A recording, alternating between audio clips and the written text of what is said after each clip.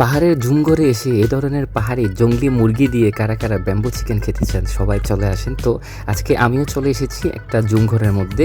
তো আমার সামনে দেখতে পাচ্ছি এটা তত্তাজা জংলি পাহাড়ি মুরগি, এটা দিয়ে হচ্ছে আজকে ব্যাম্বু চিকেন করা হবে। যেই কথা সেই কাজ, এই যে আমি ব্যাম্বু চিকেন প্রস্তুত করার জন্য হচ্ছে রেডি হয়ে গেছি। আগে থেকে মরিচ মশলা সব কিছু মিক্স করে বাঁশের ভিতরে ঢুকে দেওয়া হয়েছে এবং হচ্ছে আমি এখন রান্নার কাজে সহযোগিতা করতেছি। কি সুন্দর সুগন্ধি উঠেছে, চারিদিকে একদম সুগন্ধিতে ভরপুর। পাহাড়ি জংলি মুরগি ওরে টেস্টি, সেই একটা সুগন্ধি উঠতেছে। আমাকে কাজে সহযোগিতা করতেছে আর দুইটা ভাই।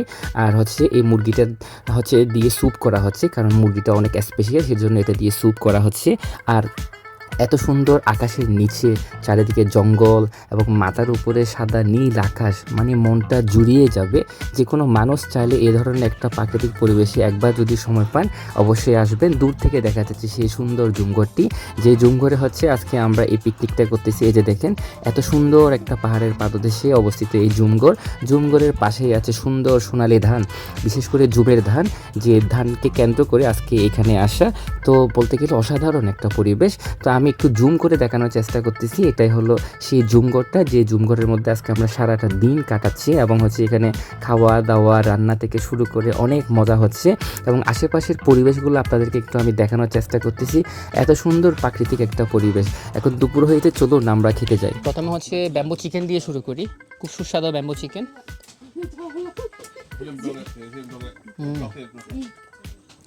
অসাধারণ।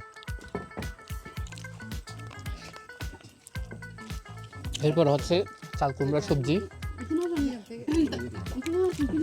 সেটা মুরগির পা দিয়ে রান্না করা হয়েছে। আর এটা হচ্ছে জুমের মিষ্টি কুমড়া। অসাধারণ মিষ্টি।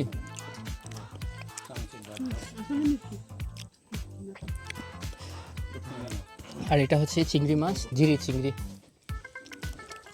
এটা হচ্ছে মিষ্টি কুমড়া ফুল দিয়ে রান্না করছে। আমি প্রথম খাচ্ছি, এই ফার্স্ট দেখি, খুব মজা। আর এটা হচ্ছে মারফা, জুমের মারফা হচ্ছে ভর্তা করা হয়েছে, অসাধারণ হয়েছে।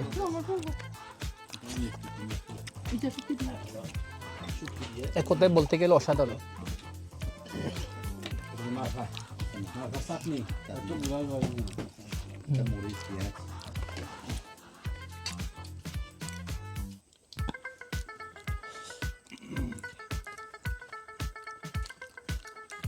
দিদি কেমন হয়েছে?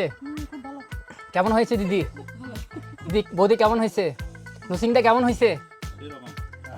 স্যার কেমন হয়েছে? আঙ্কেল কেমন হয়েছে? এই কেমন হয়েছে দাদা? হ্যাঁ দাদা কেমন হয়েছে? আচ্ছা আচ্ছা, হয়েছে, আমাকে দাও।